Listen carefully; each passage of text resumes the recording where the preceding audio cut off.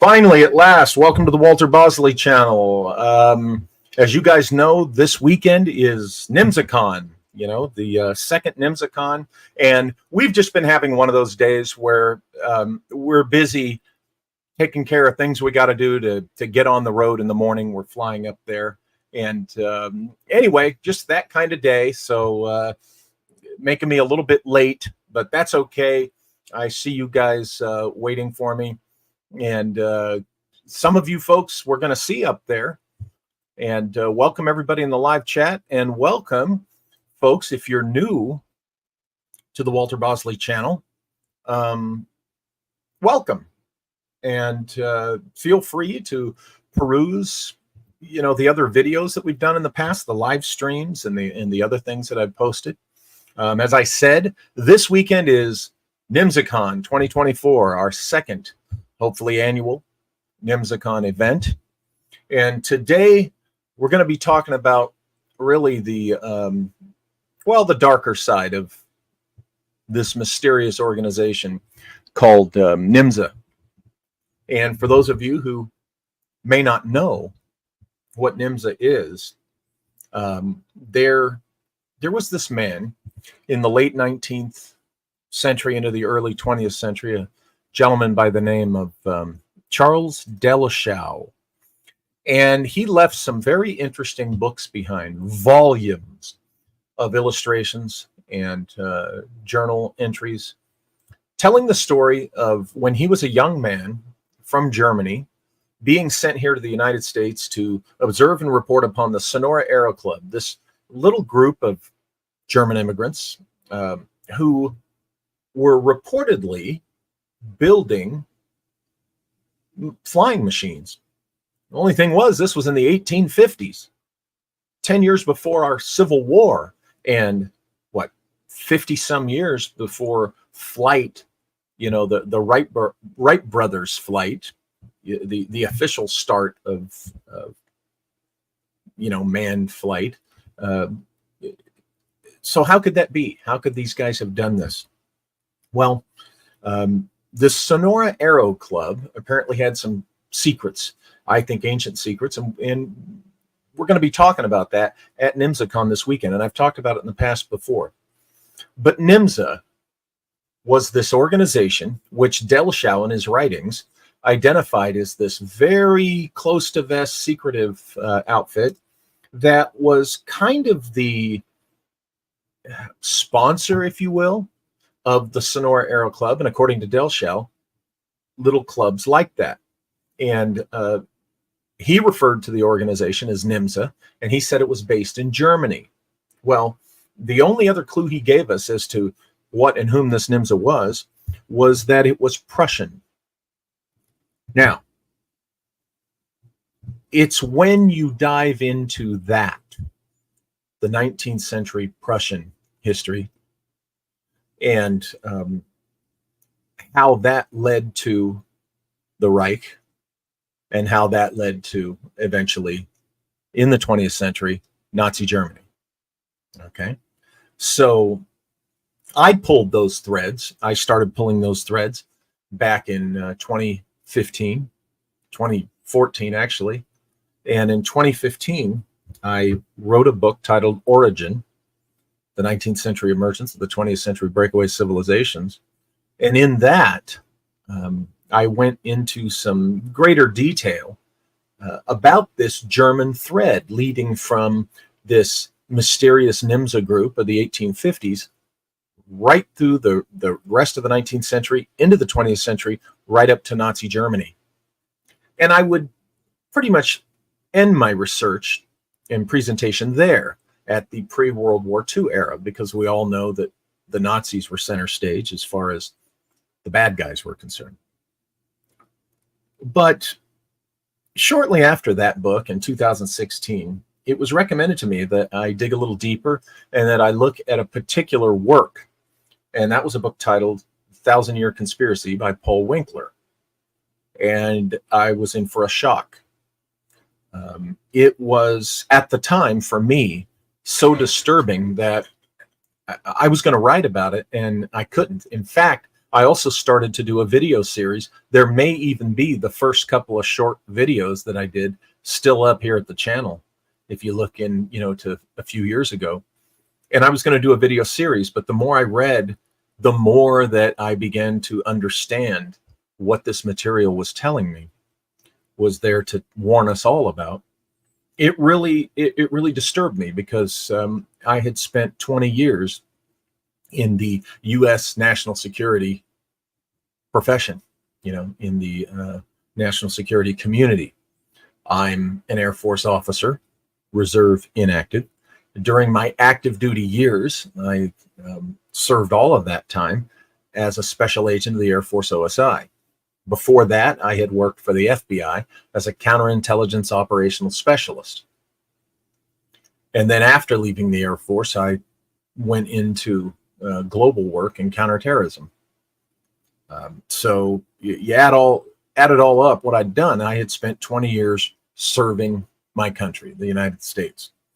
Well, this material that I had read in the Winkler book was very disturbing for someone like me, but it was undeniable.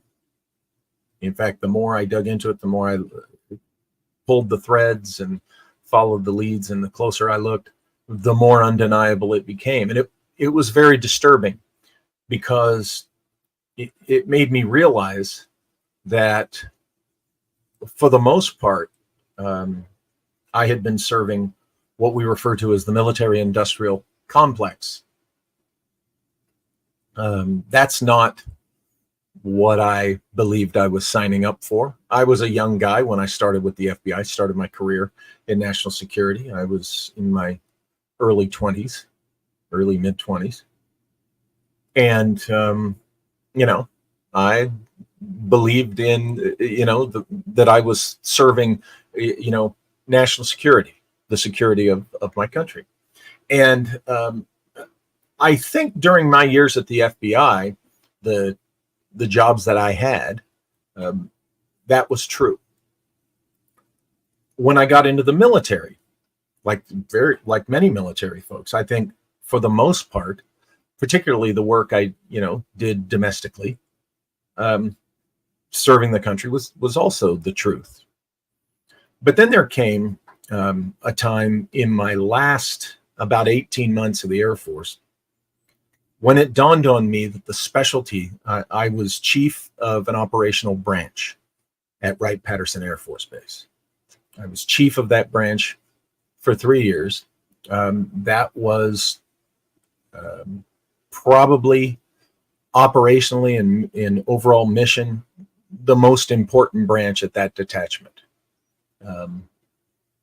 And we, even though we were assigned to the detachment at Wright-Patterson, Detachment 101, we took our operational mission orders from our headquarters in conjunction with the Pentagon. Basically, when I went in to, have my sit down with my commander, the colonel, I would tell him what we were doing, based on our mission directives from headquarters. Usually, you go in, your commander tells you, okay, here's what we got to do. And there was some of that. Don't get me wrong. Of course, there was some of that. And you were expected to do what he wanted you to do on top of what your regular day job, your primary specialty was. But in this case, it was, well, sir, here's what we're doing. Here's the latest, blah, blah, blah, so forth. So it was really cool work. I enjoyed it. I still, believe in the work, but I had kind of, I don't know if you'd call it an epiphany, but I'm sitting there at my desk and it dawns on me, hey, wait a minute. What this specialty I did was that I was chief of the branch for, this would be, it would be very easy for things. It would be very easy for us agents to be misled, thinking we were working against our adversaries, when actually our adversaries' headquarters and our headquarters, or the Pentagon, were working together. I'll just say 2 words: technology transfer. Would have been real easy to do technology transfer in my specialty and the agents of both sides doing this, not realizing that it was simply for a transfer. We weren't really pitted against each other. So when that thought crossed my mind, that was when I realized, okay, if I have any doubt about what I'm doing being legit, because, you know, that does happen in the undercover world, in the operational world. You can have an operation where all the undercover personnel working that operation really believe that what they're doing is the mission they're told they're doing, and it can turn out to be a complete front for what's really going on, and your personnel not even know it. That can happen, you know, which is very interesting.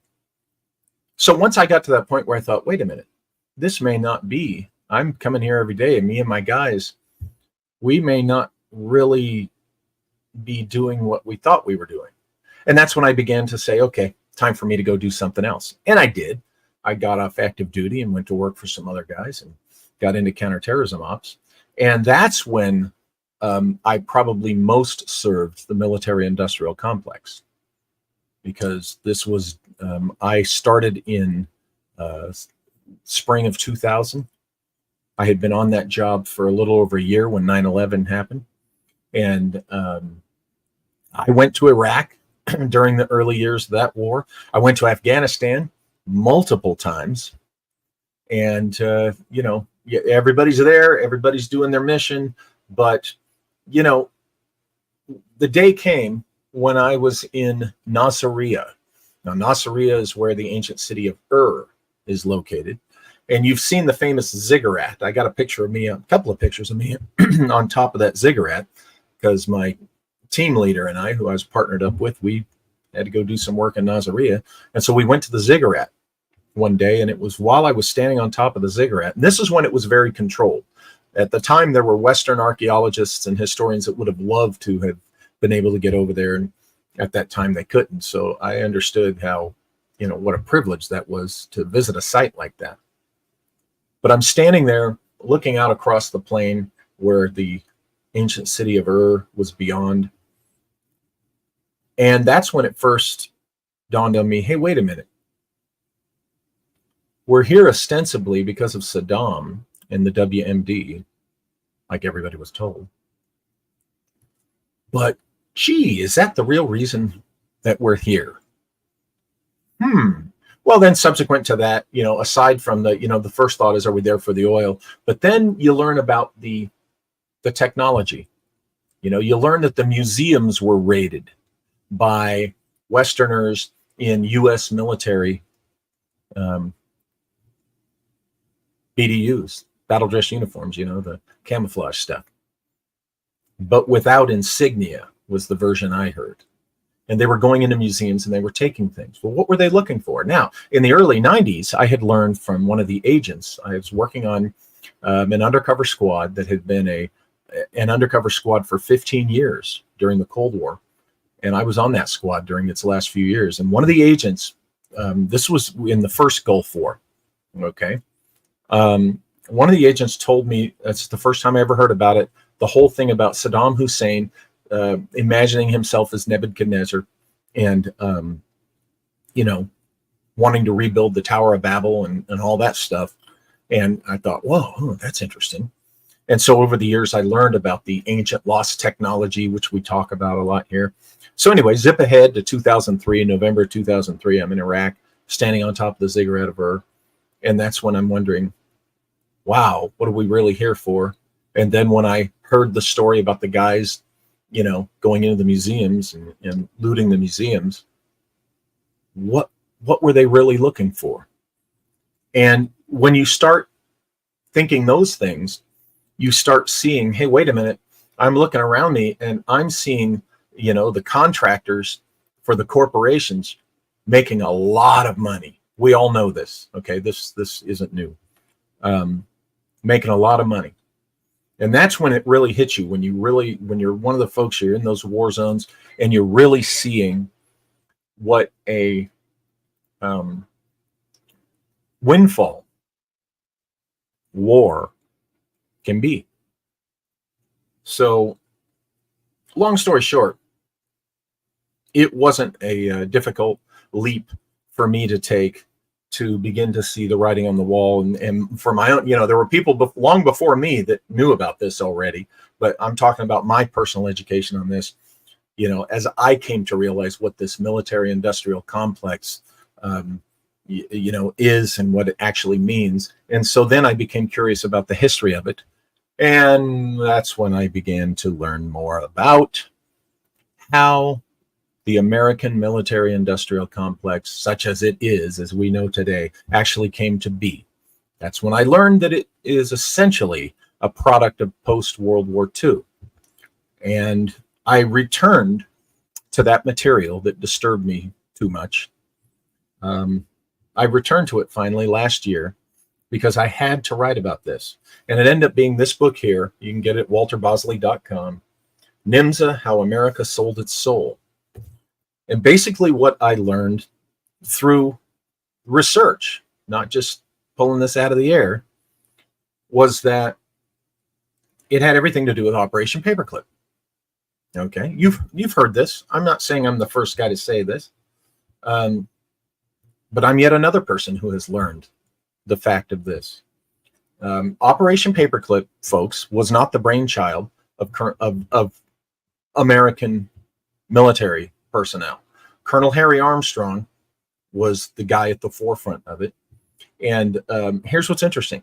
A lot of people assume that Operation Paperclip was all about the bomb. Well, no, the bomb had been being worked on before this. Operation Paperclip was driven by aerospace medicine specialists. What are aerospace medicine specialists? These are the guys that figure out how to keep human beings alive and functional up in high altitude. Okay? These are the guys whose research is going to go hand in hand with aerospace engineers. And aerospace engineering, as we have learned in recent years, is very much at the forefront of most of the technological secrecy and a lot of nefarious connections to things. Okay? But that's what was driving Operation Paperclip. We accepted a proposal from German aerospace medicine scientists of the Luftwaffe. It was them. Okay, they're the ones who came to Colonel Harry Armstrong and suggested, hey, I got a whole bunch of us guys who are willing to work for the United States. Just get us out of here, get us over there, and we'll work for the United States. Now, Armstrong, a good man, okay, he saw this as, wow, these guys are geniuses, because these guys had all known each other for 25 or 30 years by the time World War II came around. Okay, Armstrong himself was an aerospace medicine specialist. So he said, hey, this is a good idea. So they came up with Operation Paperclip, and that's what was really driving it. And thousands of these guys, okay, were brought over. The problem is they were scientists for the Luftwaffe, okay, the German Air Force of World War II in particular. Now, as American journalists uncovered during the 1950s, a lot of these guys had been not just members of the Nazi Party, but enthusiastic and avid members of the Nazi Party. Okay. And these were the guys who, by the 1950s, were revolutionizing our aerospace industry. Now, World War II gave it the shot in the arm. As you know, we leaped forward because of the war effort. Well, these German scientists we got turned it up to 11, okay, and really advanced us and really dedicated to making, our aerospace, military aerospace, the best it could be in the world. Okay. Now, who benefited from that? The aerospace corporations, of course. There you go. That's military industrial, right? Because the aerospace engineering corporations, what are they doing primarily? Yeah, there's commercial aerospace, but their big money is from the government and, designing things, engineering things, providing things for the military. Okay. So, I learned this about Operation Paperclip. And folks, this isn't me making this up. This is in any history. You look closely at it. Okay. You read a book on it. You'll see what I just told you is part of the record, the historical record. So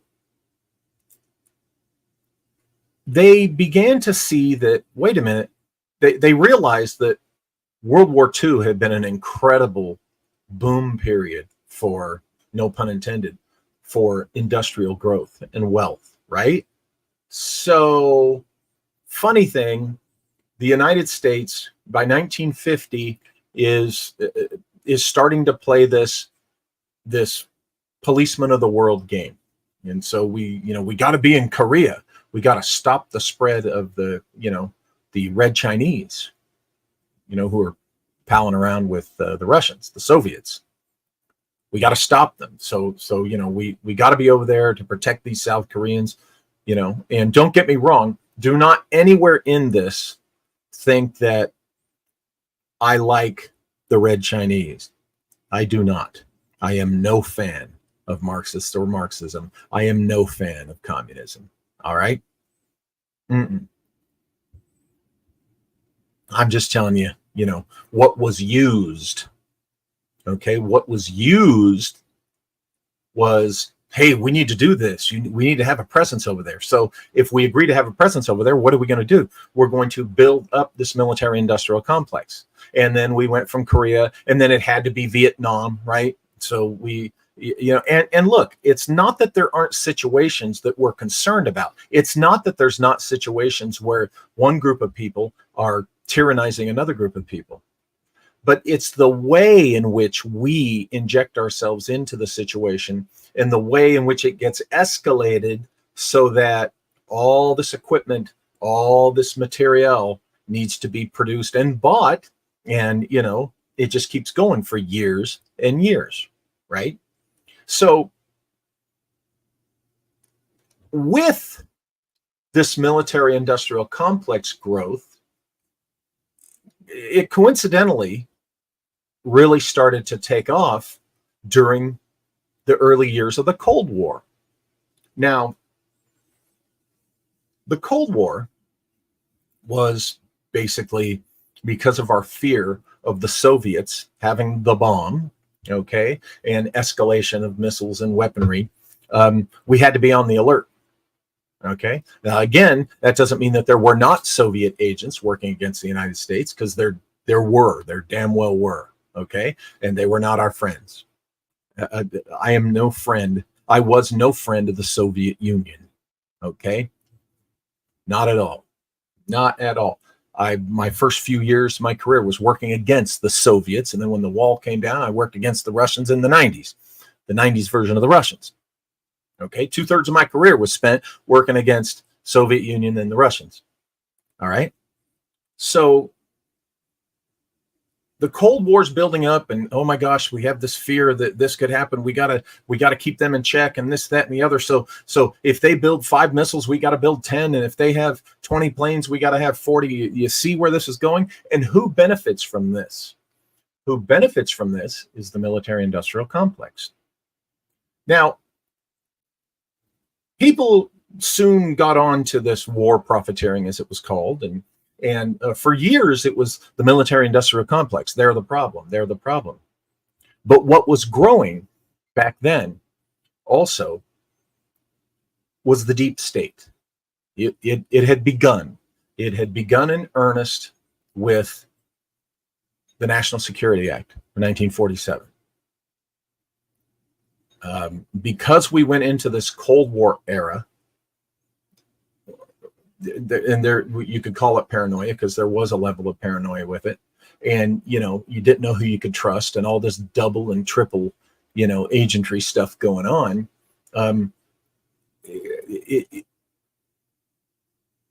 Our government started functioning even more so than it ever had before on this who you can trust thing. Okay.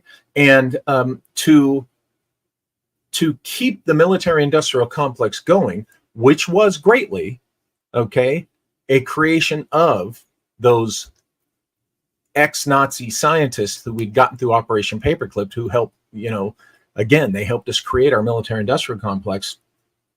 They were the ones that were also pushing us towards a deep state. Okay? And that was, hey, in these times of you don't know who you can trust, we need to be able to have a power structure which won't be disturbed by the whims of politics. Okay? Because gosh, in the United States, we have presidents that are elected, every 4 years, that kind of thing. And so really during this time of the early Cold War was when these ideas started being seeded into the American political and official psyche. So you had the creation of the NSA back then, which for decades the public didn't know about. And then there were other little agencies that the public didn't know about for years. This is deep state stuff, right? Well, the influencers who got us going on our military industrial complex and got us on the road to deep state, they knew that it in order to feed this monster that they were creating in with the United States, it needed political influence. Okay, and so our politicians during that time started becoming even more and more corrupt than they ever were before. Not that there wasn't corruption before, but it again went to 11, because in order to keep the machine going, okay, they needed the government, certain parts of the government, to keep making the decisions that required the military industrial complex, to be providing and, make the money that they want to make, and just this cycle of never ending, whether it's warfare or build up, that kind of thing. So they needed to influence our politicians. Well, as I dug deeper and looked closer to things, it wasn't just for the benefit of a military industrial complex. No, the shocker was when I started really digging into the medieval history of Germany, and in particular the so-called Prussians. That's a stolen name, by the way. And this goes back to medieval Germany with the Junkers class. And I got kind of one of the historical shocks of my life. In Winkler, The 1,000-Year Conspiracy, a book, by the way, that was written in 1937, not published until 43, but written in 37. And here's what's disturbing. It tells you exactly what the Junker class did to get essential control of all the German states.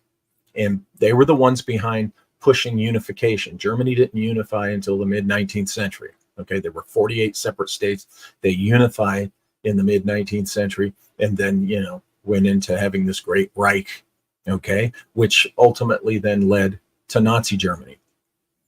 But the way in which they did this, I saw, much to my shock, this was exactly what they did to us through Operation Paperclip. Okay, and I go into all that and this stuff in this book. Okay, so at walterbosley.com you can get this book, and if you're interested in what I'm saying, you should read this.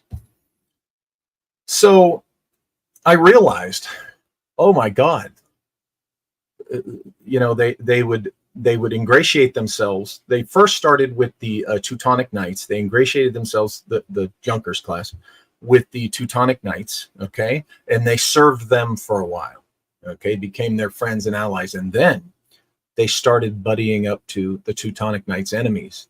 And then after that, they betrayed the Teutonic Knights, okay? So they pushed themselves onto the host.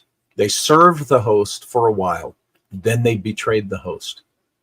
And then they did the same thing with those enemies that they had befriended in the betrayal of the Teutonic Knights, and on until, you get to the 19th century and they effectively, bring unification together, because now they've gotten so rooted into the politics and the power of, Germany, what we now know as Germany, that they were the power. They were the leading force in power. And the way in which this was done, Operation Paperclip totally fits the model. This is exactly what I believe what was done to the United States, folks. You've heard other people talk about this. Our good friend Joseph Farrell, our good friend dark journalist Daniel List, and a few others. We've talked about this. Operation Paperclip was the invasion, essentially, the Trojan horse. And the assassination of JFK was the big coup that was finally pulled off. And in my opinion, they have just become more powerful and more in control of the power centers of the U.S. government year after year, decade after decade. Why? Because the military-industrial complex was just how they are developing their technological prowess. Okay, they're using us. They used us for decades, 80 years now. They used us to pay for their military ideas, to develop those and build them. Okay, and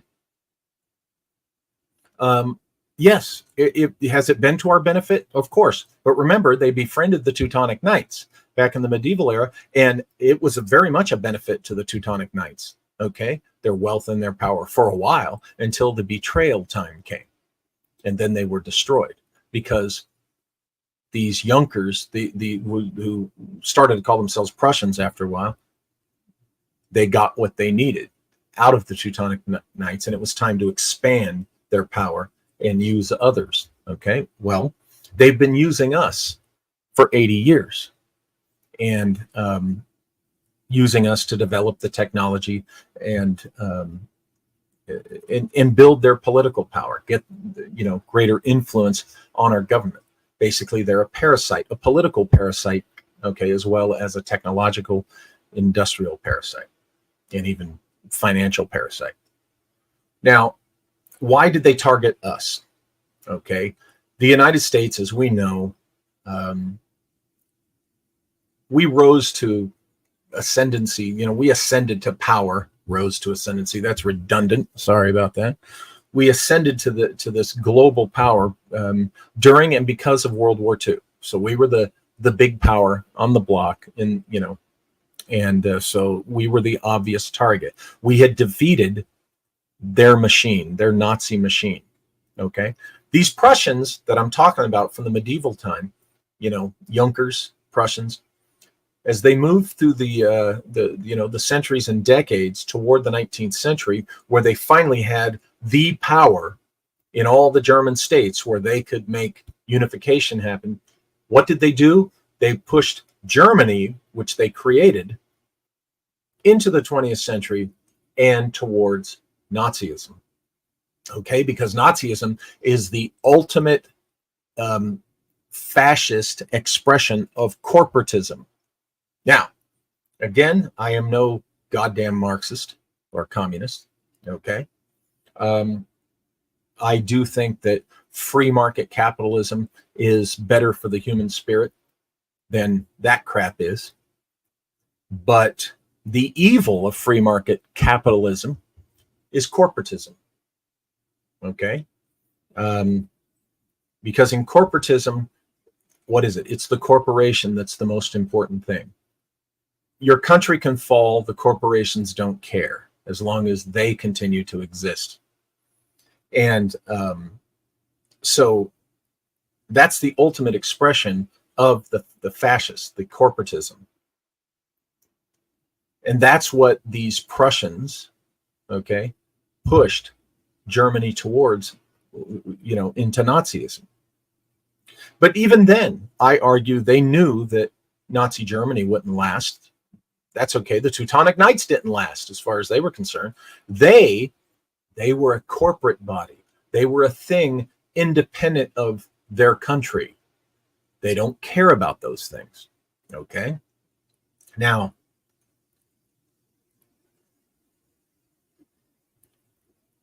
in order for them to achieve this, to push any people or country to this, they have to ingratiate themselves with the political powers, basically the politicians, the leadership of the given target country. Okay, that's what they did in the German states. That's what they did in Germany. That's what they've done to the United States over the last 80 years. We've gotten to a point where our political class here in the United States, when push comes to shove, does not give a damn about us, the people, period. Those few political leaders who do don't last long in office, or they end up not really being able to get much done because there's this other thing going on. Okay. And it's very much a product of the deep state. They get in, they learn that there's something behind the curtain, and for whatever reason, most of them become seduced into it.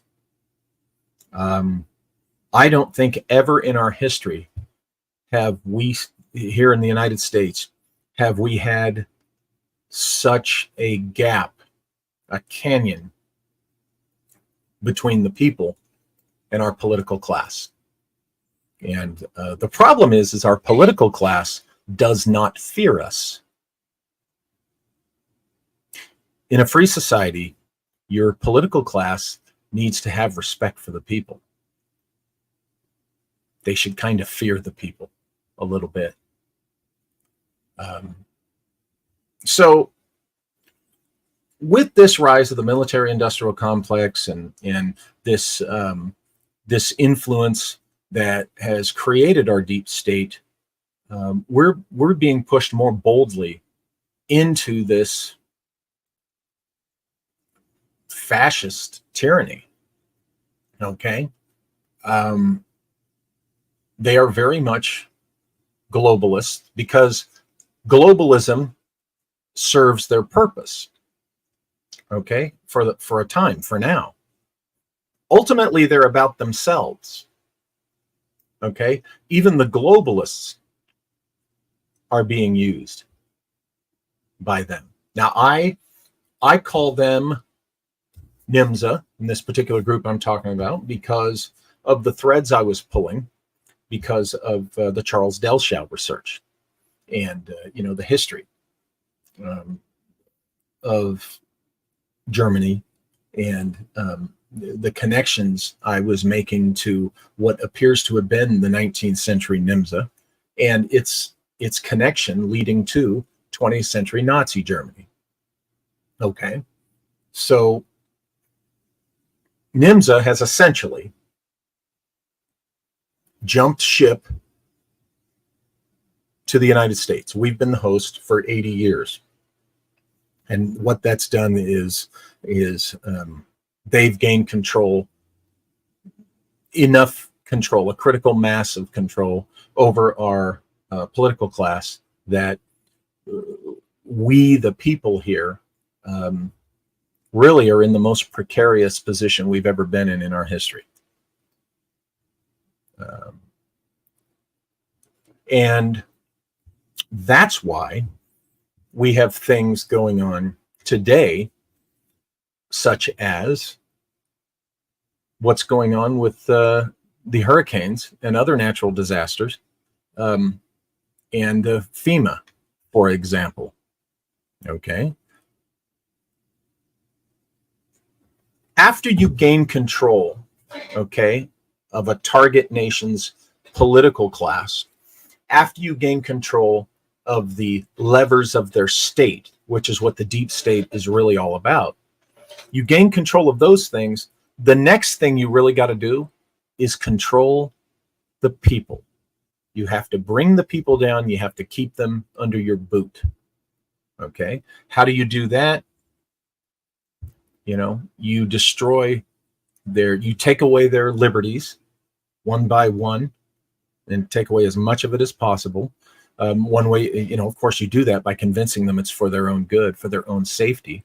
Okay. This is why I have argued in the past, in my book Origin, I lay it out, and I even talk about it in here, why I'm in that camp that thinks that The hand behind 9/11 was this, what Joseph Farrell calls the Nazi International, what I call the NYMZA.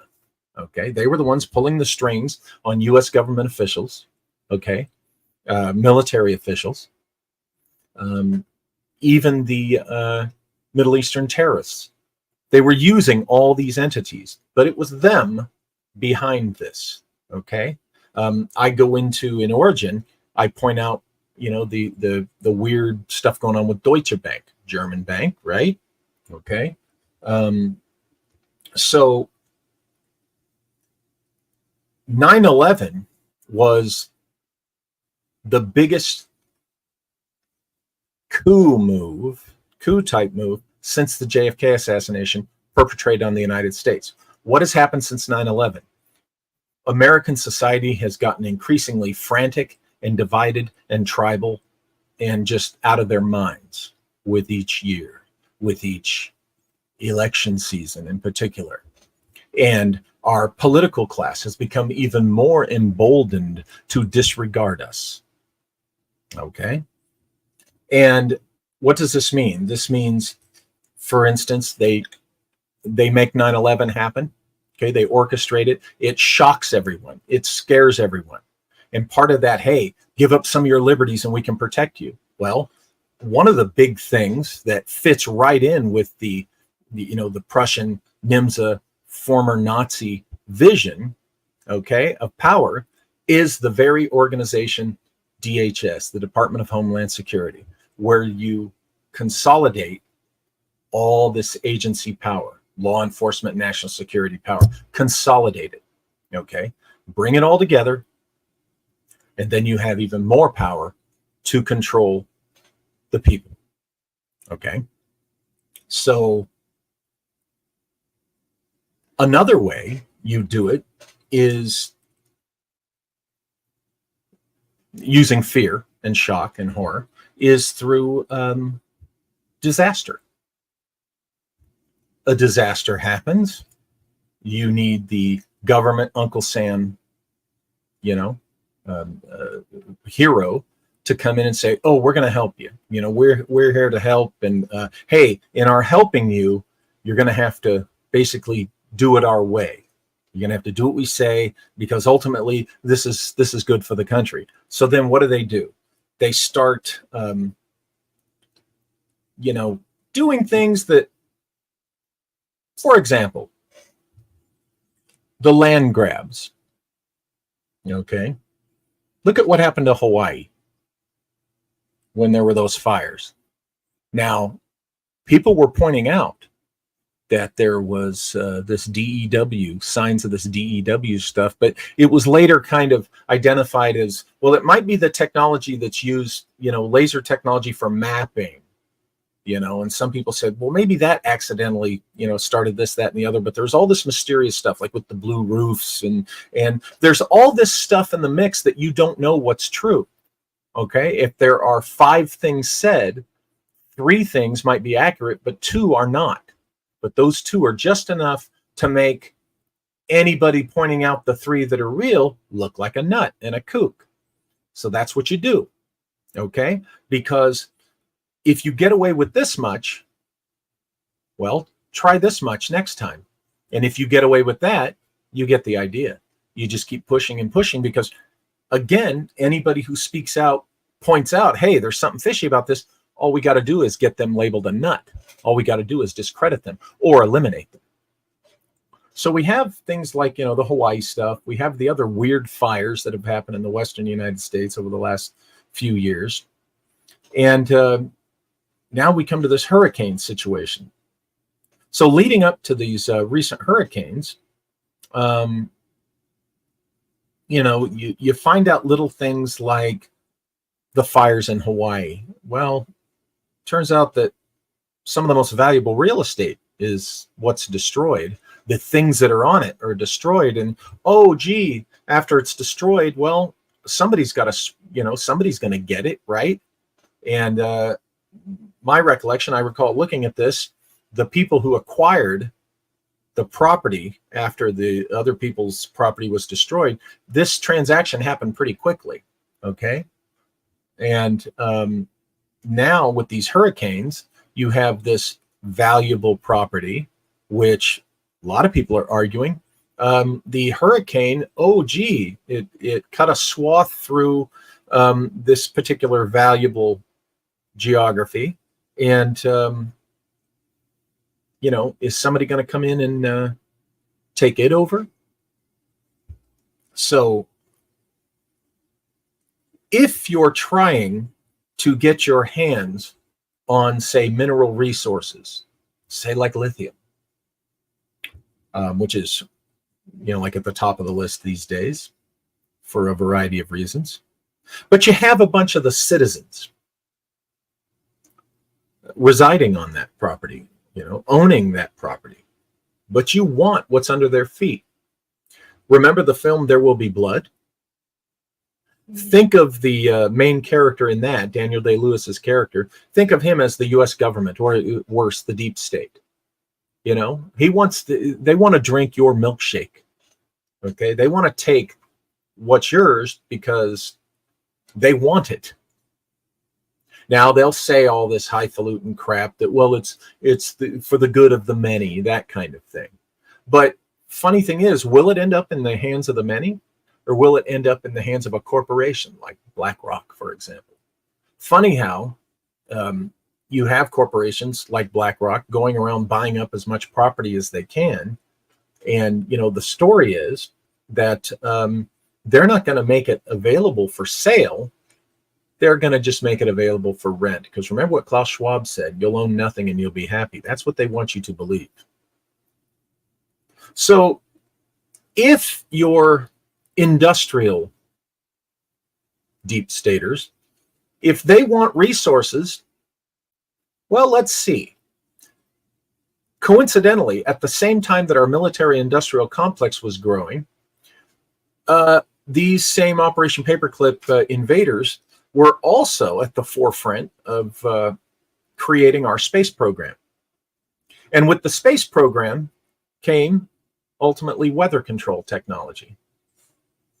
And isn't it funny that as the years pass and these technologies become more advanced, our storms get worse, our weather gets worse, to the point where, like right now, we're looking at, for the first time in history, a Category 6 hurricane after having a whopper of a Category 5.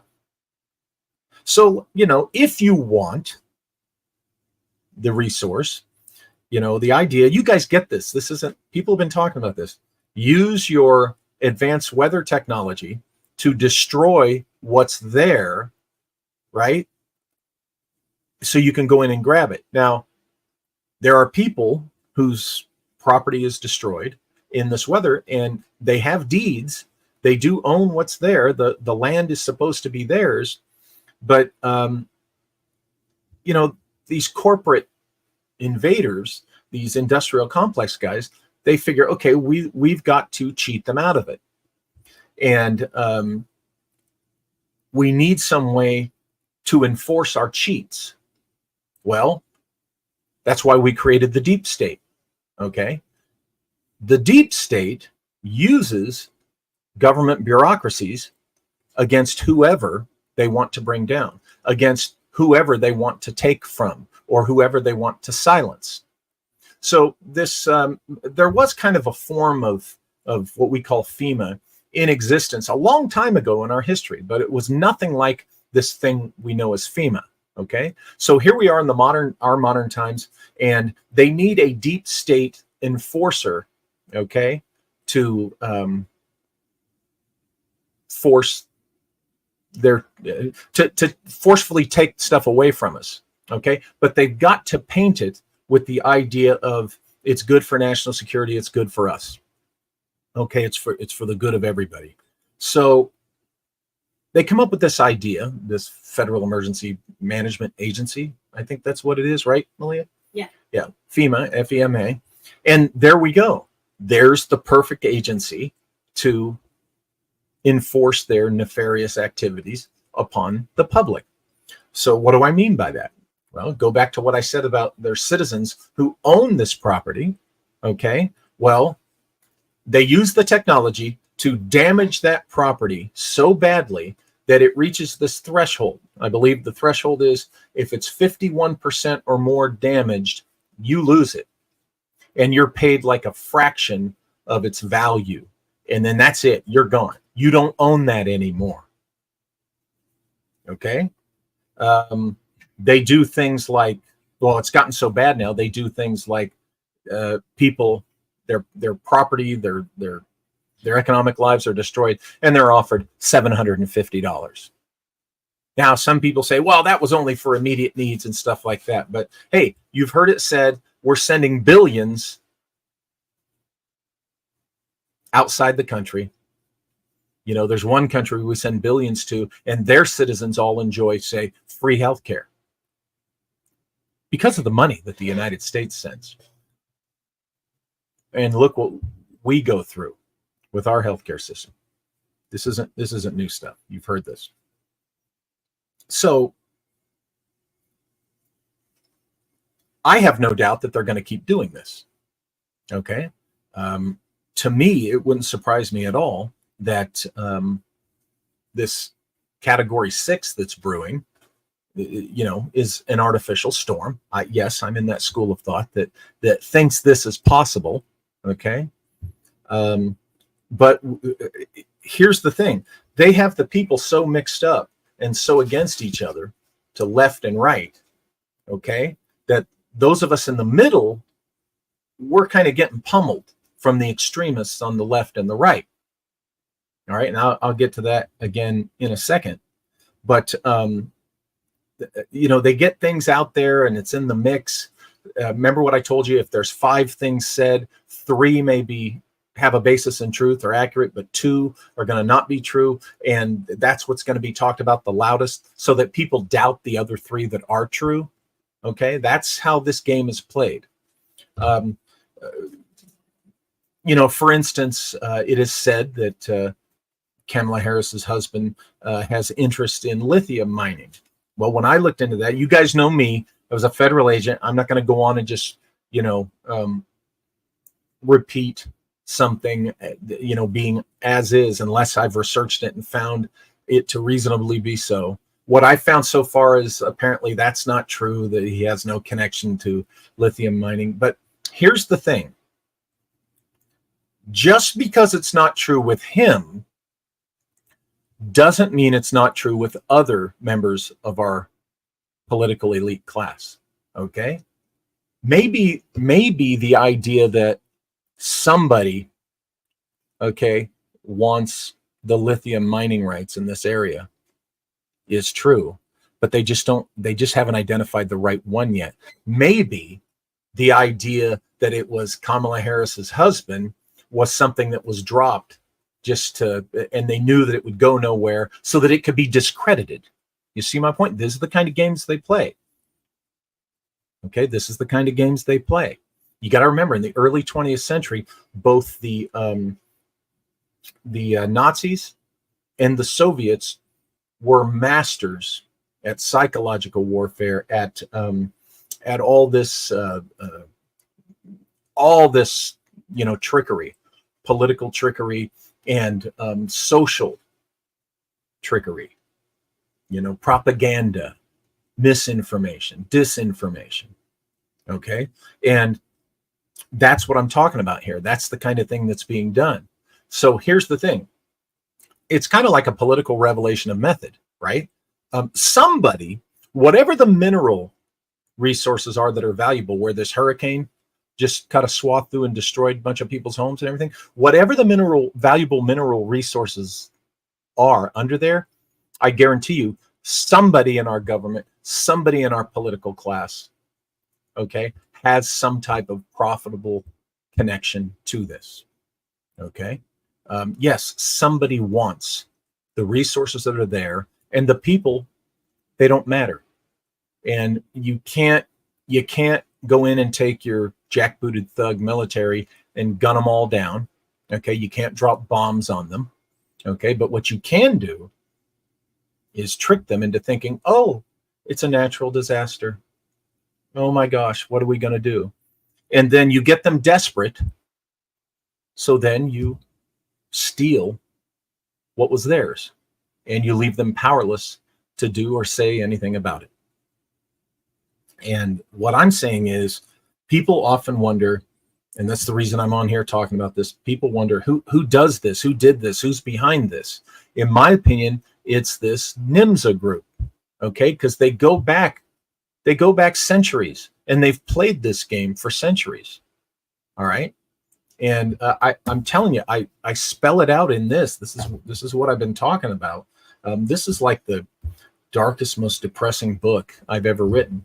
I mean, talk about the political class. It's both sides, folks. It's left and right. Left and right. Okay? I'm a guy who's right of center. I'm definitely right of center. All right? But I turned my back on the Republican Party and the Republicans years ago because the direction they were, that a core group of them were heading. Okay, I'm no fan of neocons. Look up what a neocon is. I'm no fan of theirs. They are not our friends. They're not the friends of America. Okay, they are very much a product of this post-World War II Nazi International NYMZA influence. Okay, that they're a product of that. That's what they represent. They're all about the military-industrial complex. They're all about constantly keeping us in conflicts, okay, so that the companies that make the war machine will continue to get richer and richer and richer. Now, the left, you know, the left, they do their own crazy stuff that affects, you know, for decades it was to affect the minds and hearts of, you know, society, to divide us. Okay, to divide us. But a funny thing happened, you know, about a decade ago, whatever. They started talking tough about national security. They started using national security, you know, as a concern and as something that's important. Whereas before, when I was younger, you know, lefties didn't like the people who cared about national security. Okay, but now they kind of pretend to care about it. But basically, what I'm talking about, the far left and far right, you know, they're two sides of the same evil coin.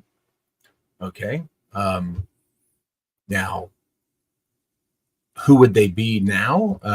You know, your radical leftist, you know, what they call the blue hairs, the extreme woke people, and all of that. They're the extreme left. Okay, they're the ones who are willing to burn down the streets to take away the freedom of speech of people they, you know, don't like, or who they don't want their voice to be heard. Okay, and what they do is they throw violent tantrums when they're not getting their way, and their thing is to use violence and fear to get everybody else to comply, just to get them to be quiet.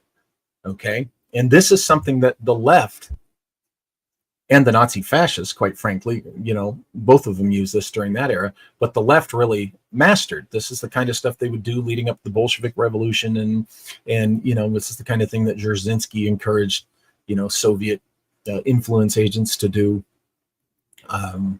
You know, this is right out of their playbook. But then you have the other side, and they haven't used violence yet as much as the left, but they have a different brand of well, evil, if you want to call it. They try to impose tyranny a different way. They use their own social philosophy. Okay, the extreme right. They put on a mask or a cloak of morality, very often spiritual morality, spiritual moral superiority, and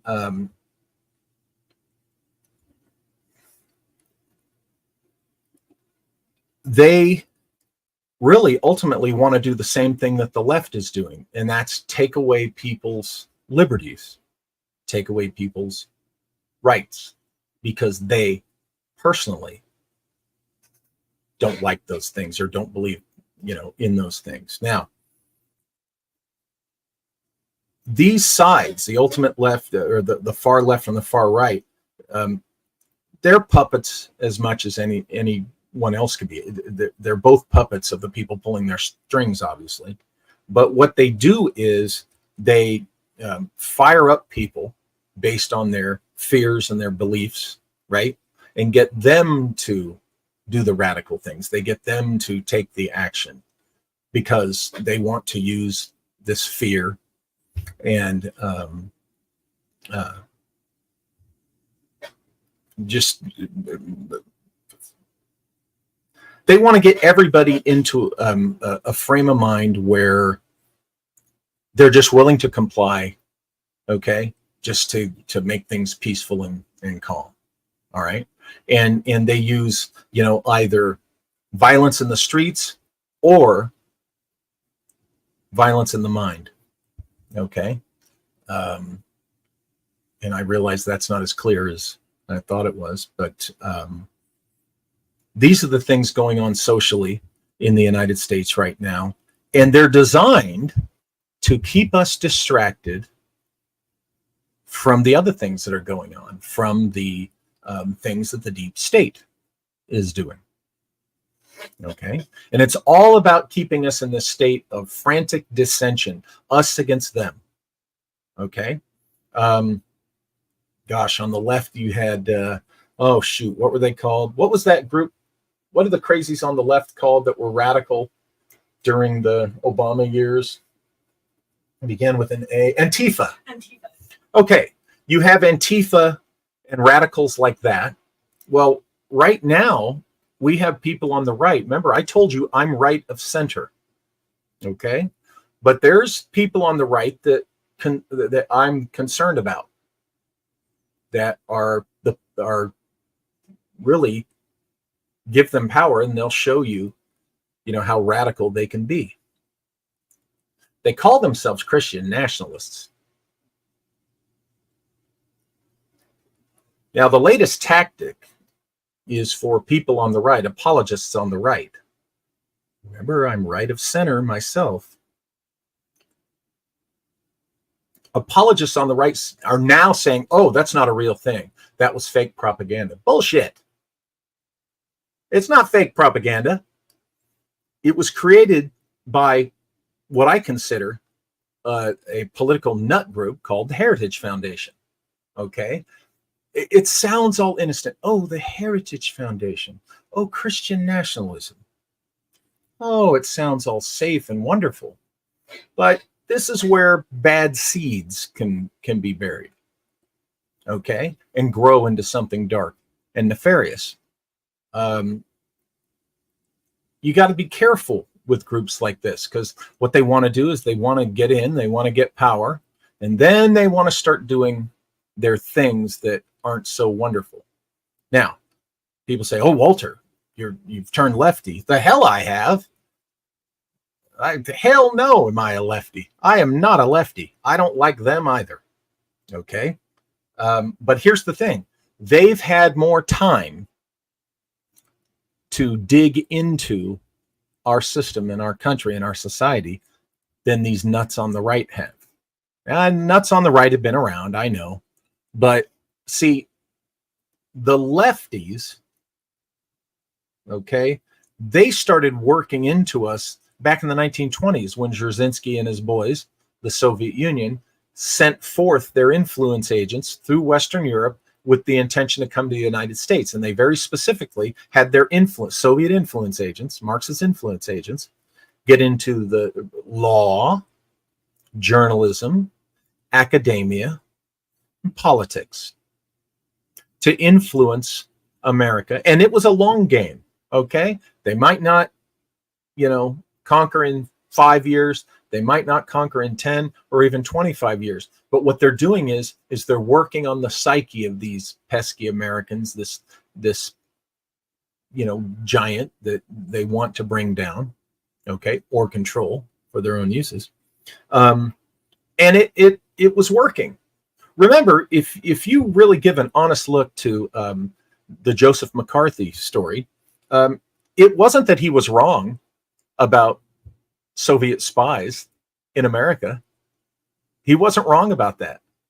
And remember, Congress didn't enforce the Red Scare in Hollywood. Hollywood did that to itself. The U.S. government didn't tell Hollywood not to hire these writers and stuff. No, they didn't. Hollywood did that to itself. Okay. But it wasn't that McCarthy was wrong about Soviet agents being here. What got McCarthy in trouble, and you can read this in Joseph Farrell's works on McCarthy, a couple of fantastic books. What got McCarthy in trouble, what got him destroyed, was he ventured too close to secret U.S. Army technology. He ventured too close to secrets of the military-industrial complex. That was what got McCarthy marked for destruction. So it comes back to the technology in the military-industrial complex. They will do anything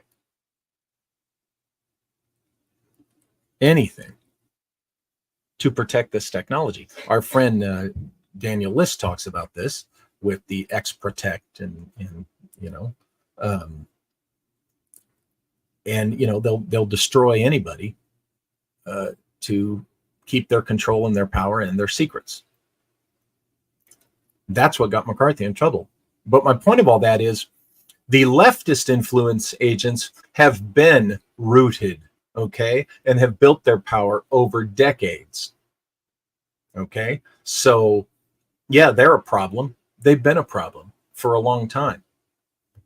The concern is the crazy guys on the right now are wanting to emerge and get great power and, start telling other Americans what they can and cannot do because of their personal choices. Okay. But that's not what, again, let's step back. What I'm talking about here is these are tactics being used against us.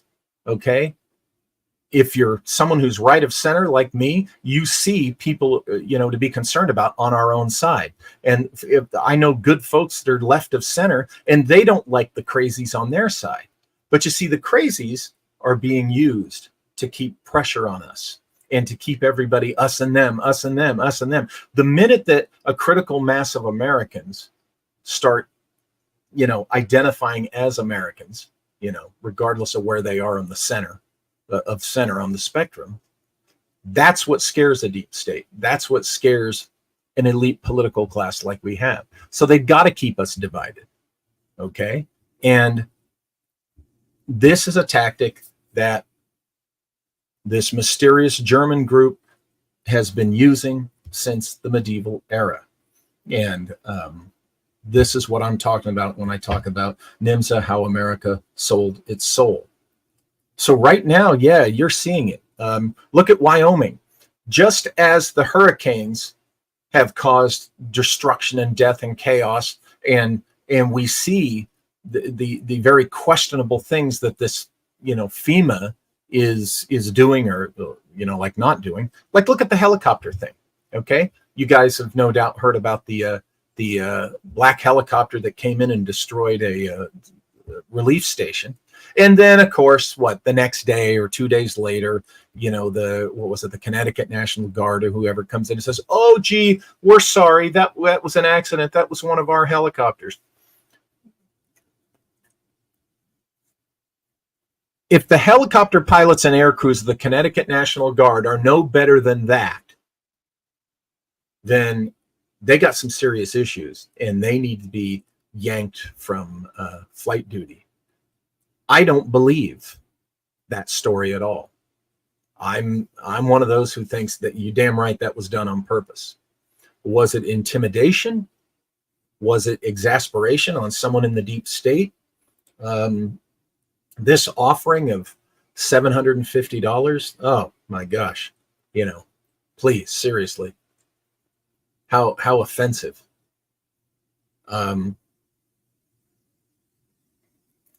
See, they want us believing that we need to be the big brother and the policeman of the world. And we're supposed to give to our own destruction. This is exactly what the Prussian Junkers did to the Teutonic Knights. This is exactly how the Prussian Junkers in medieval era in Germany and Europe got control of Germany. Okay, but how they destroyed, those whom they allegedly served. Okay, what they do is they just eat the host from within. They're a true parasite, and they got to keep us frantic. They got to keep us divided. This is what they do, and they got to pummel us. Hurricanes this week, then a bunch of I guess half of Wyoming's on fire, and you see these fires we just had here where I live. Look, people point to natural causes. And they say, well, look, if it gets hot enough, or look, if it gets this enough or that enough. Folks, this is how this technology works. They take what's going on the natural level, and they enhance it. Okay? If there are the natural conditions where, okay, this could be fire season, they push it, they nudge it over the edge with a little tap from their technology. Okay, you've got California out here after a hot summer where everything's dry and where potential fire hazard is at a peak. How difficult is it to ignite something with lasers that people aren't going to see? Not difficult at all. And you know what? It doesn't even have to be that. People get all turned on over DEW and directed energy weapons. It doesn't even have to be that. It could be anything. It could be anyone. Okay. Go back to 9/11, what I was talking about, and even the Oklahoma bombing. Okay, where they use useful operatives. All right. You guys know that with Empire of the Wheel, I argue that that it would be a lot easier than you think to have someone murdered where you want and how you want, because all you got to do is pay the guy to do it. Okay, the actual killer, he just wants the money. He sees that as his profession. If you're the killer and the guy hiring you says, I'm going to pay you X number of dollars, I want you to take the person out there to this exact spot, and I want you to kill him this exact way and lay them out a certain way, and I'll pay you this money. The killer doesn't care. He doesn't care why you want that done or where you want that done. He's doing his job, and he's taking the money, and he's going. So he doesn't even have to know that there was something more sinister involved. Same thing with starting these fires. Okay. Now, I'm telling you, from my experience in the world of national security ops, it would be so easy to have a small team of guys, or even just one person, igniting the fires. And if our side can do it, other sides can do it as well.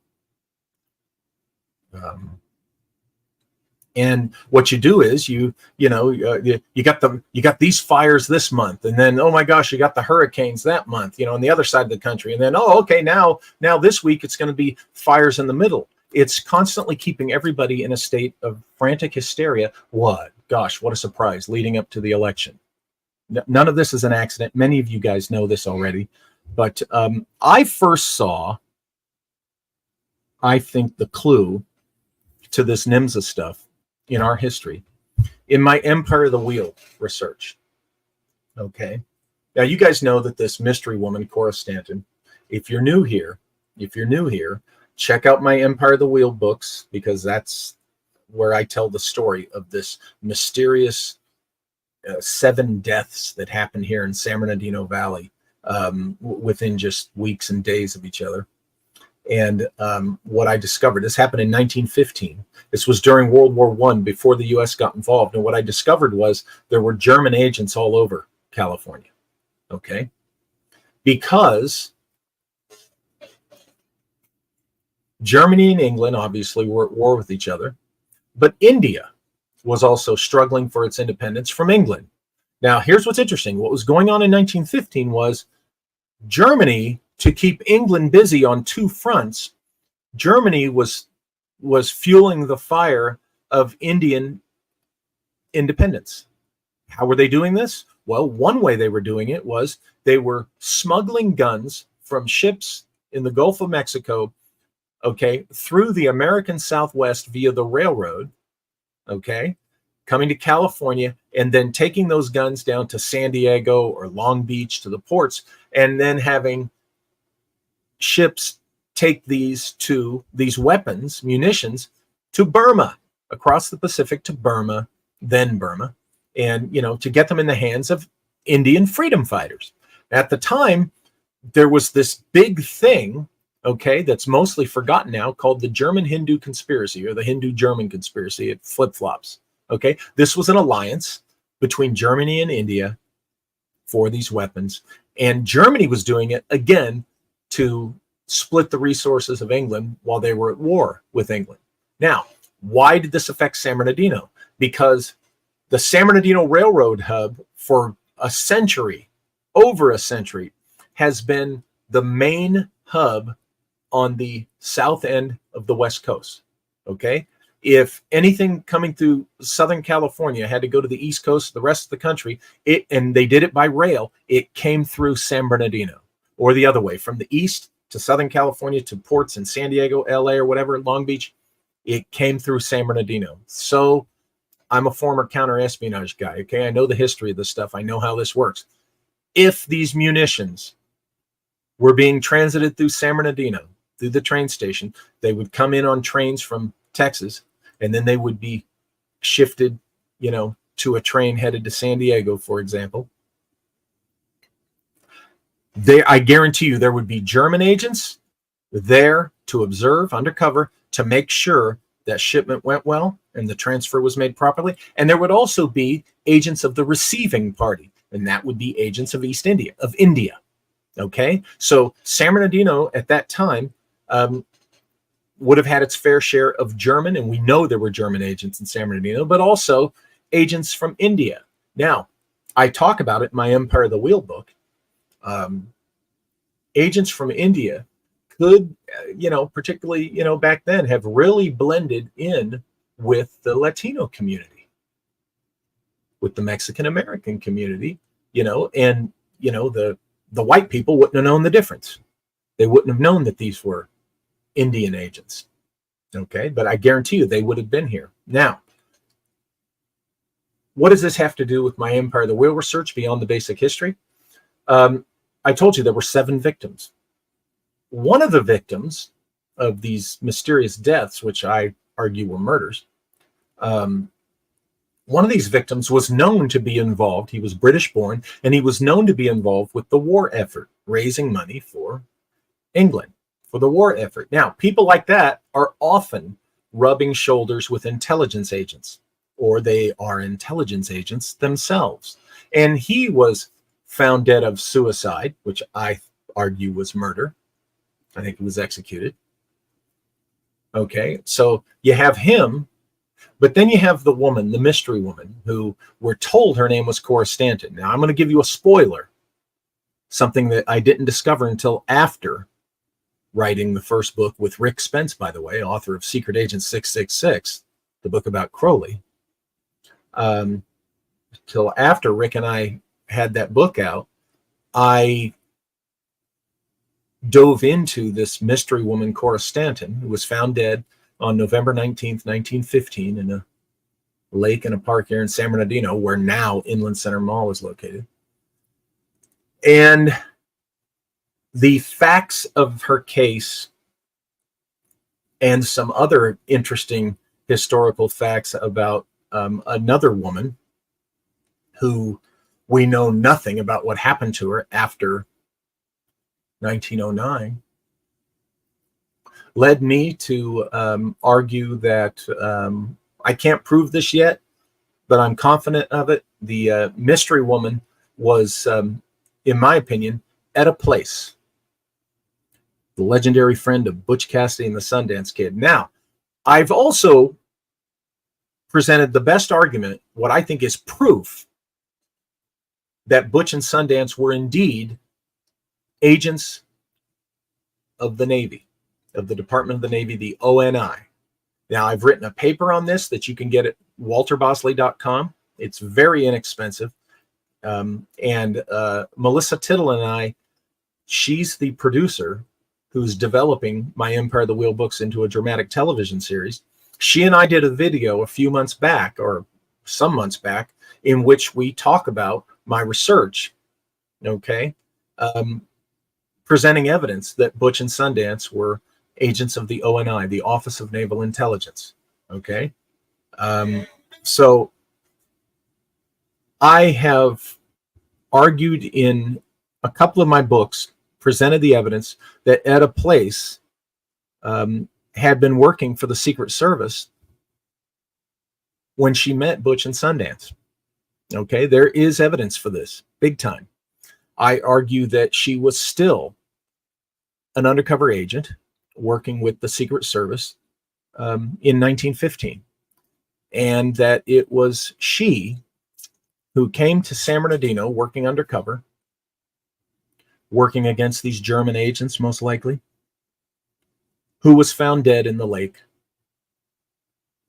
where now there's a mall. It was called Urbita Springs Park back then. But here's the wild, crazy thing that brings NYMZA into this. About 11 days after the woman who I believe was Etta Place was found dead here in San Bernardino, floating in the lake. By the way, she had poison in her system, and there's all sorts of weird details about, they called this a suicide, but that's BS. And there were others at the time who believed it was BS, by the way. 11 days after she's found dead, a young man, 23 years old, is arrested on a train heading out of town, and he's having a nervous breakdown, losing his mind. And his name was Frank Rosasco. Now, there's two more victims yet to be killed in this mystery. There's still, as far as the police know, maybe a killer going around their town, a serial killer. So this guy's having a nervous breakdown on the train, and he's babbling about, I didn't hurt her, some woman that got hurt, and somebody's accusing him of hurting a woman. So they've got this mystery, okay, and this guy's saying this stuff. So they arrest him, but they commit him to the psych ward of County Hospital. Now, right there's your number one suspect for these murders, these deaths, if they are murders. And the police at the time suspected there may have been murder. Even journalists did. So this guy is just the perfect candidate for this. That's why it's very surprising when you learn that a couple of days after his arrest, he's released into the custody of unidentified friends from Sonora. Friends from Sonora. These people, unidentified people, came down and they just released this Frank Rosasco, who should have been the number one suspect, okay, in these mysterious deaths, particularly if they suspected it was murder. They just release him. Police let him go. So I had to find out, okay, which Sonora it couldn't be, because at the time I was a little bit aware of the Sonora Aero Club, who I mentioned earlier, about an hour and almost an hour and a half ago. I'm on a roll today, folks. I'm on a roll. Malia's enjoying the hell out of this. I'm on a roll. They know. They see me in chat. Yeah. So I'm thinking, no, it couldn't be. So I go to I look at Sonora, Mexico, right? And then there's Sonora, is it Texas or somewhere in the Southwest? There's Sonora. And I'm like, no, I'm not finding, and I'm thinking Rosasco. Honestly, at the time, I thought Rosasco initially was a Spanish name. Then I find out it's an Italian name. So I got my keywords. I look up Sonora. I put the word Sonora, Italians. And it is indeed Sonora, California, where I already had learned this mysterious Sonora Aero Club, led by the group NYMZA, you know, had operated and built their flying machines. And I'm thinking, oh my God, what the heck? And I find out that this guy, yeah, it's an Italian last name. Yeah, it's Sonora, California. I find out that the Rosascos are a very respectable, prominent ranching family. To this day, they're up there and they're a very respectable family. And I find out that Frank Rosasco himself was not involved in anything nefarious. But here's the thing. Something happened to him here in San Bernardino in 1915. He was never the same again. This was a brilliant engineering student. By all accounts, everybody said this guy had a brilliant mind. He had a bright future. Okay. Now, I was able to contact a family member, his great nephew, okay, who talked to his mother, his 90-something-year-old mother. And I talked with this guy, Nathan Rosasco, and he told me, this is from the family. He said his mother very much remembers Uncle Frank because Uncle Frank didn't die until 1973. But here's the story from the family. Frank Rosasco spent in 1915, remember, he got arrested and then released. He spent the next 58 years of his life doing nothing but conducting survey on some unidentified spot on the family property, doing mathematical calculations and making astronomical observations. 58 years every day. Mathematical calculations, geophysical survey, astronomical observations. Doesn't that sound like something right out of a Lovecraft book? It's wild. It's crazy. And for NYMZA, we get to go on Rosasco. Yeah, we get to go see Rosasco Ranch property at NYMZA this weekend. Yeah. Hey, you can still get tickets, by the way. On his way. You can still get tickets, but let me get back to this. Sorry. This Frank Rosasco's presence in this mystery, which I think was the murder of Etta Place, who I think was an undercover national security agent. Frank Rosasco's presence in all this, and the power that these friends from Sonora had, the fact that he's from Sonora. Oh, and by the way, the Sonora Aero Club, this group of Germans, they were friends with the Italian ranchers in the 1850s. Okay.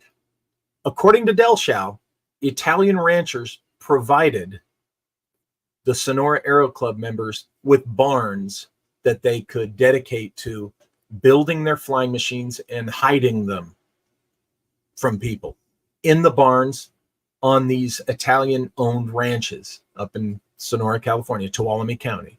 Get this. Frank Rosasco's ancestor, who first came to the United States, first came to Sonora and established a ranch, came here during the 1850s, during this time that the Sonora Aero Club was active. I cannot just reject out of hand that Frank Rosasco had some connection to somebody involved with the Sonora Aero Club. And so therefore, with the presence of Germans here in San Bernardino in 1915 during this mystery, with Germans comes possibly NYMZA, the German organization that Delschow wrote about. So I began to realize something's going on with this mysterious NYMZA group in San Bernardino, California in 1915. And if they were here, then where else were they? You know, were they poised? Were they poised for the post-World War II 1945 arrival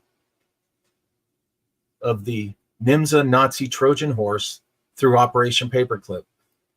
Were NYMZA representatives, was this mysterious NYMZA group, which I think goes back a long time, were they here greasing the track, greasing the treads, making it easier?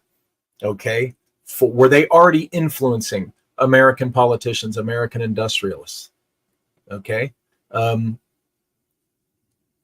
don't know for sure, but I am convinced presently that this group, Del Shao, called NYMZA, I continue to use the term. I think it is the descendant of the Prussian Junkers, whom Paul Winkler writes about in The 1,000-Year Conspiracy. And, the things that we're going through in the United States today, I think you can point to stuff, and I say are at the direct hand of this. We'll call them NYMZA, okay? Joseph Farrell calls them the Nazi International. Think of it like that. But NYMZA is an older thing. It way predates Nazism. Nazism was a product of the mysterious NYMZA, in my opinion. And we have been the victim of them and their invasion and their control since the end of World War II, specifically since the assassination of JFK. I think they were the ones, ultimately, the string pullers behind 9/11 with all its players. And they're the ones who are really pushing as I said earlier, the far left and the far right. Whenever you get something where nationalism is, you got to be careful with that, because National Socialist Party, nationalism can be a dangerous thing, folks. I've served my country for 20 years. I love my country, what it's supposed to be about, what the ideals are. Okay. We haven't been that country in decades. And some people are waking up, but there are people resisting that. And will we survive? I don't know. We're a quarter of the way through a new century, and we have too many people on the left and the right who want it to be the 1980s still, or the 90s. They want us to still be in a Cold War. They still want to demonize the Russians. Okay? No, I don't agree that this Ukraine war is a good idea. Our military industrial complex used NATO to push them into that. Okay? The Ukraine is not some land of pure innocents that are just being victimized. That's bullshit. Okay? And, I know right now there's probably people watching this that feel very strongly. That's the thing about America now. We have people who feel very strongly. Oh, I feel very strongly about this, or I feel very strongly about that. Do they think very strongly?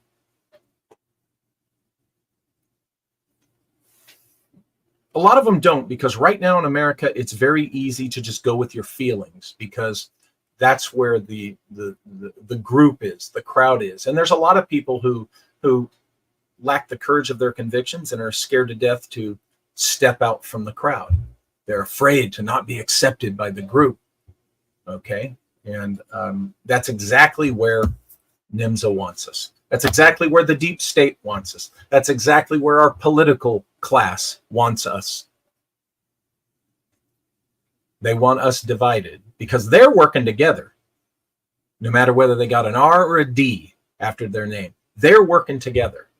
And very few of them give a damn about us. Very few of them, including the ones who swear they do. Okay? They need to fear us. And that's their fault.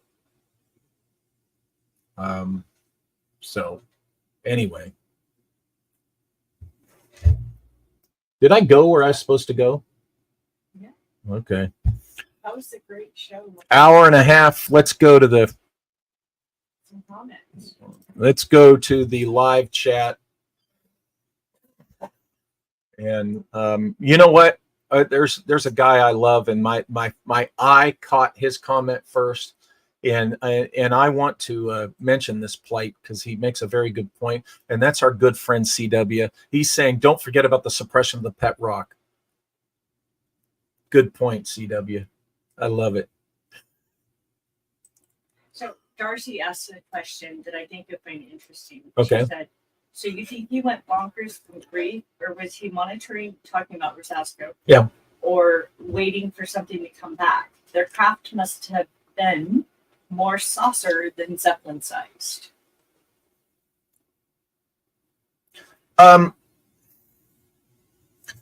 Look, I do think Rosasco witnessed something either shocking just extremely shocking to him, or extraordinary and shocking. It doesn't, don't get wrapped around the axle with the saucer thing, okay? Because a lot of, I don't know where you're coming from on that in your particular angle, but anyway, I would agree with you to the extent that he saw something beyond his experience, his normal experience. Yeah, and he lost it. Now, in Empire of the Wheel 3, Walter's going to the shelf. Empire of the Wheel 3 is a must read. Yeah. It's beautiful. Empire of the Wheel 3, the Nameless Ones, I lay out why I think Frank Rosasco, was the inspiration to H.P. Lovecraft for the classic H.P. Lovecraft protagonist. I lay it out in the book because he predates Lovecraft writing any kind of hero, the man of the scientific technical mind who sees beyond the veil, sees the extraordinarily and comes away half mad. Okay, I lay out in this book why and how Frank Rosasco could have inspired H.P. Lovecraft. How? Well, H.P. Lovecraft had his connections in California, and he had a particular connection in Northern California who was alive at the time and could have told him all about the Rosasco story. Okay, and that is, gosh darn it, why can I never remember his name? But that's why I have, gosh darn it, what's his name? He's a famous science fiction fantasy author. Oh, this is weird. It's like my mind is blocked. Busy day. Yeah, a busy day. I'm sorry. You guys usually remember his name for me, but he's one of the three. There was Robert E. Howard, there was H.P. Lovecraft, and there was this third writer who I point out could have been the person who told Lovecraft a lot about the Frank Rosasco case, and for all we know, might have met Frank Rosasco. Who knows? Anyway, I don't want to go way too far in the weeds on that. What's the next question? Kenneth says, Walter, don't leave. I just go to the bookshelves is all I do. Rogue is here tonight. Oh, hey, Rogue.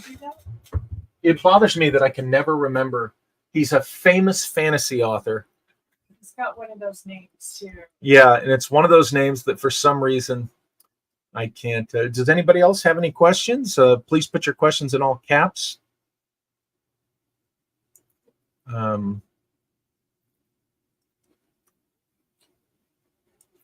think they're blown away. Blown away or bored? Wow. Which is it? No, Walter, this was really important. Well, I hope it was coherent. Sometimes I worry that they're saying, is he just gone nuts? Okay.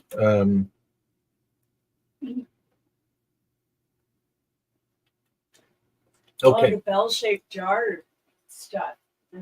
Darcy brings up a good point. What about it? Just, in general. Yeah. About the bell shapes. Okay. This is driving me nuts. So I think I know the shelf that the book is on.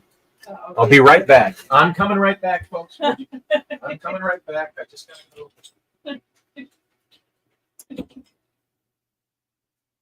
Chili, you want to come say hi? Here. Chili. Oh. Hey, you. Come here. Come here. Oh, my goodness. For some reason, I'm not supposed to. Hi, Chili. Uh-oh. Showing my dog. This is a crazy show, isn't it? I hope we got some new people that have never been here before that have, decided to stick around. And this is one of my shows where I hope I don't sound too much like a raving lunatic. I know CW will be there to tell me how raving lunatic I sound, but the reason that it's important for me to remember this author's name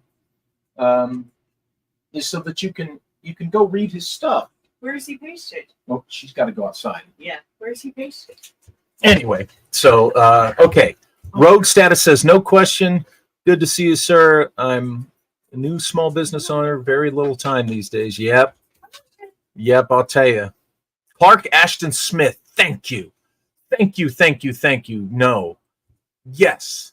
It was Clark Ashton Smith. I knew there was a C in there, but I come on, girl.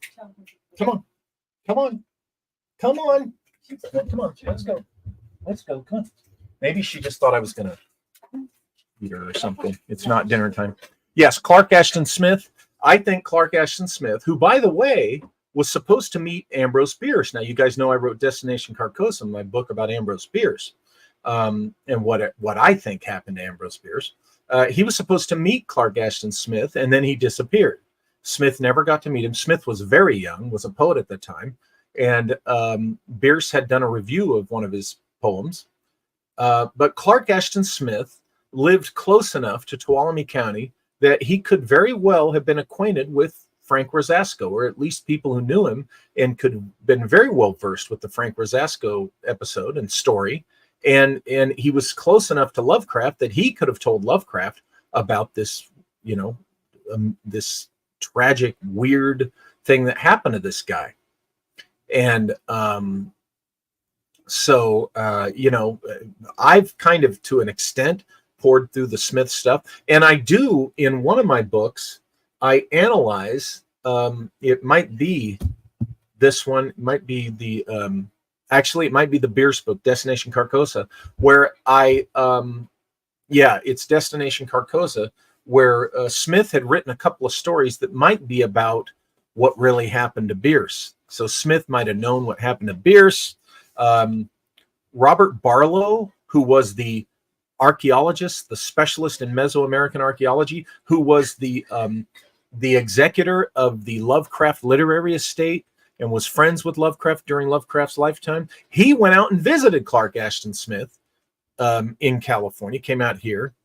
So I do think that Frank Rosasco was the role model for the classic Lovecraft protagonist. So I'm missing some questions here. Let me scroll back up. Thank you, No, for refreshing my memory on that. Oh, yay, we found out. Yes, Clark Ashton Smith. Okay, Benny Guy. Are they at war with each other? Three troublemakers, UK, UN, and the US.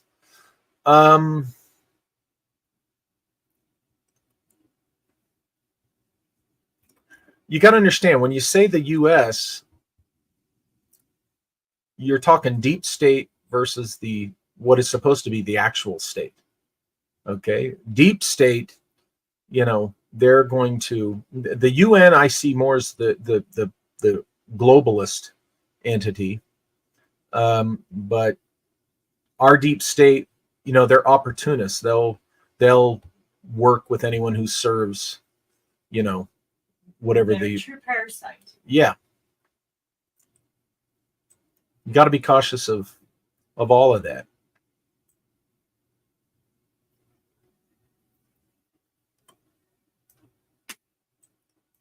So,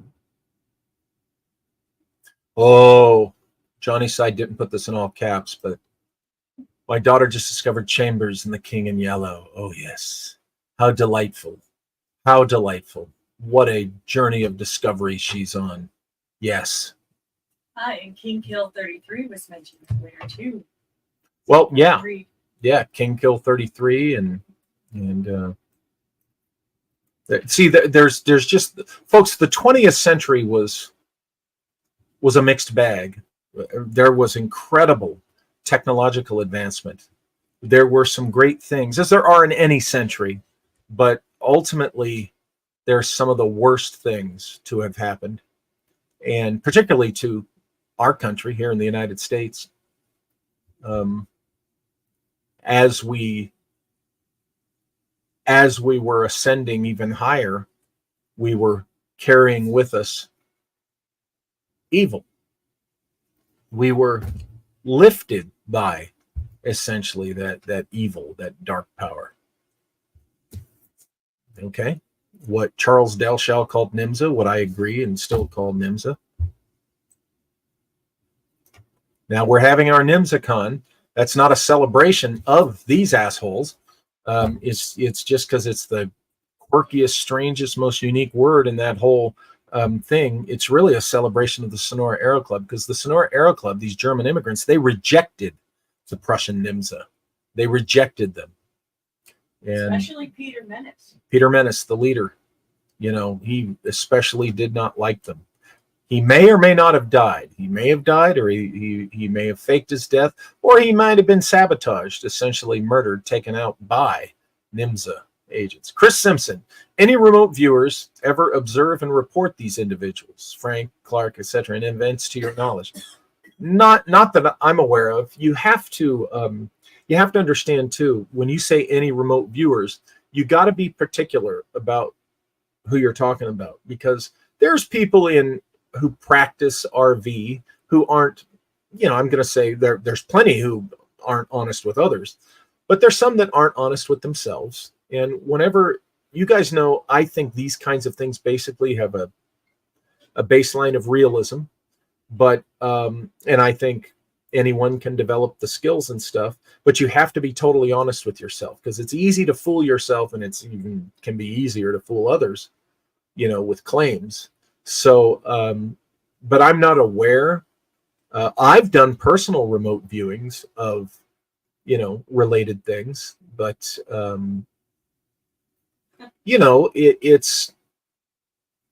it's one of those things where I want to say, if I can't prove it, I'm not going to be one of those guys in the community that's going to say, it's true because I say so. Trust me, bro. I don't do that. I tell you what I'm confident of, and I tell you why. And that's why I write books. Okay. In my books, I explain why I think things. Okay.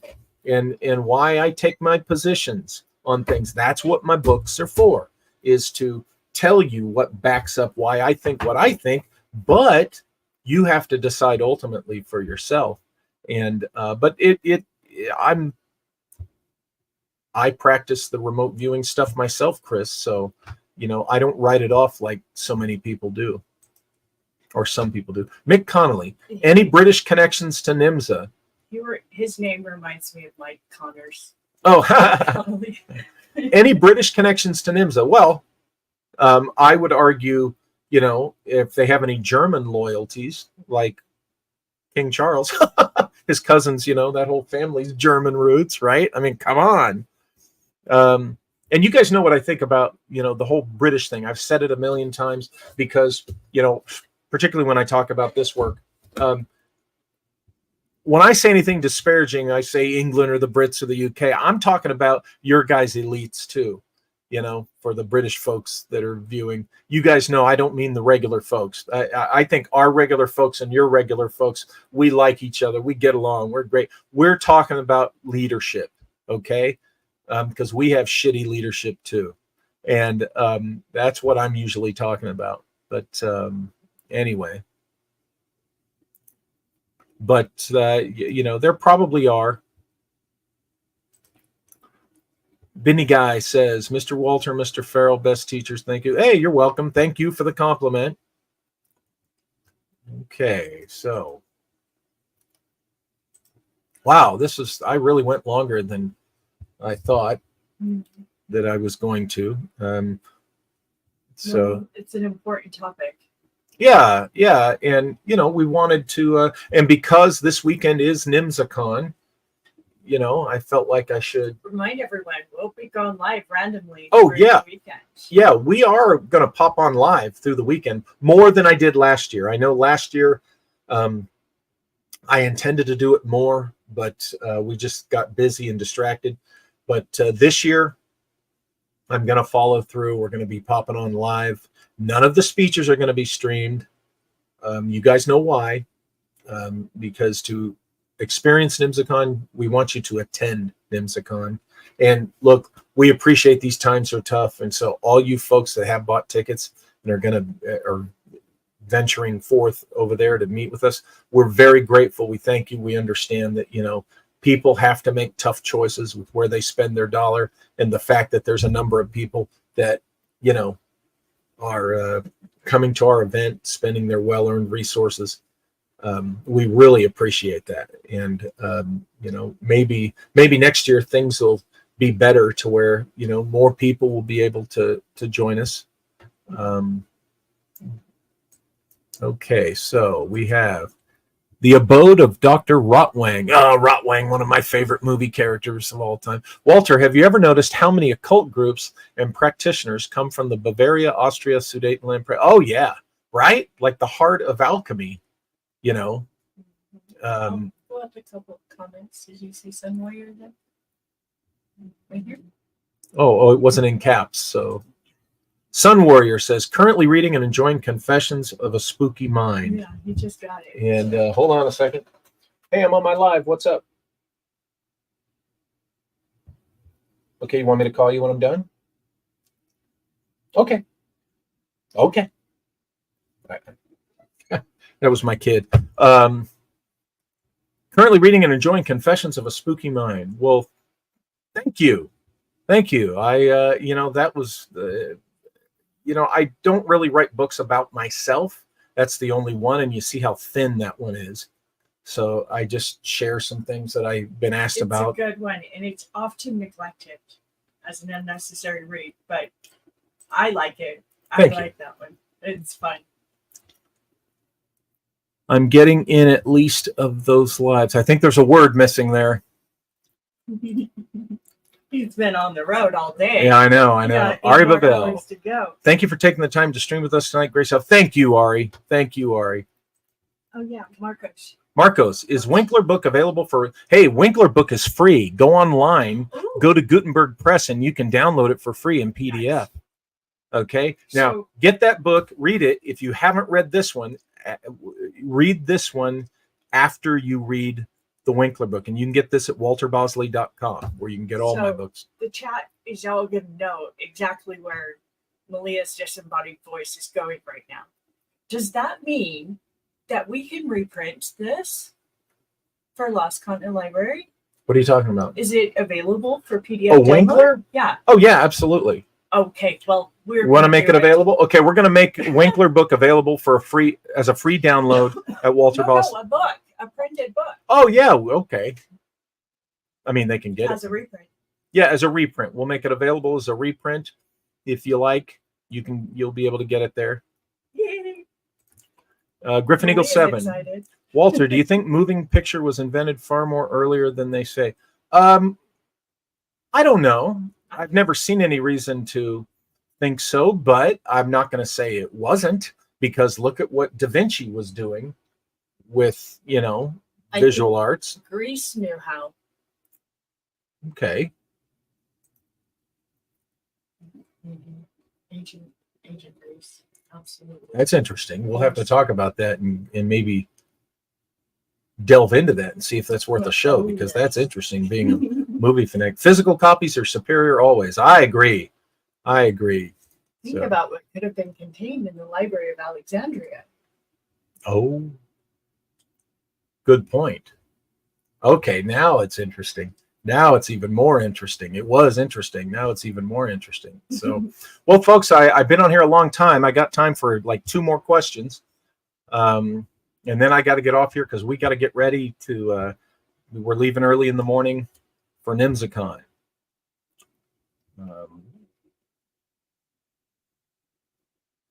Kenneth Johnson says, moving pictures, Rush, 1986. Okay. Well, there were, Tim Houston says there were magic lanterns and persistence of vision type of stuff. So it could be a magic lantern thing, Malia. But yeah. Griffin Eagle 7, Walter, why would they recall all cine film just for material for high heel shoes, like scraping the Mona Lisa for a pigment? Because it could be nothing behind it other than it wasn't valued back then like it is now. And so it was like, just use that stuff. Remember, early days of known cinema, this was just a novelty, like a carnival goof kind of thing. It was a weird novelty thing, and nobody thought that it would ever become the main expression of dramatic entertainment like it did. Well, here's something, Walter. Yeah. I know it will totally interest you. In Yucatan, okay, the Maya pyramids, the Puc region, We have a lot of pyramids that they do know today. In fact, even in Uxmal, they have a light and sound show in the evening. Okay. Which, with light and sound, essentially they are projecting a moving picture onto the side of where these walls and stuff like. Oh, wow. For example, in the Uxmal courtyard, Okay. there's a great relief, a serpentine relief that is just absolutely brilliant, glyphs and stuff. But they do know that by applying light and fractions of light and different sound frequencies and vibrations to that, they can produce a moving picture effect. Oh, wow. Okay, that's cool. Yeah. That bottle's empty. Right? This one's not. Okay, that's cool. We've got a couple of questions. Can NYMZA be streamed, or how it can be? Folks, like we've said before, we are not recording the NYMZA speeches for we're not streaming it this year, and we're not recording the show. We're gonna have highlights. Oh, I should probably announce. Unfortunately, we were going to have Todd Wood there working on another documentary, and he was going to film a highlights video of NYMZA. Unfortunately, Todd can't make it. It's a medical health issue thing that they're checking out, and he had to cancel his plans. So Todd will not be with us this weekend, and therefore we're not going to be doing the documentary, and he's not going to be there with the camera even to do the highlights thing. So the reason we're doing that, folks, is we really want the event to be something people attend and experience. And another thing is it would require one of us also to sit there with a camera through the whole thing. And, we streamed it last year. We streamed it last year, and we decided this year we just, we didn't want to do that. And there's a variety of reasons, but no, we're not streaming it. We're not recording it. It won't be available afterwards. We are going to go live several times. But we are going to go live. You're going to be able to see the live streams. So you'll see what we're doing. We'll all say hi from there. And, Dave Paff. Did you see that? David Paff. Yeah. I said David Paff mentioned how folks. Yeah. Hey, David. I think it's like melting down a cannon when invented just for making a bird cage. Yeah. We told Todd,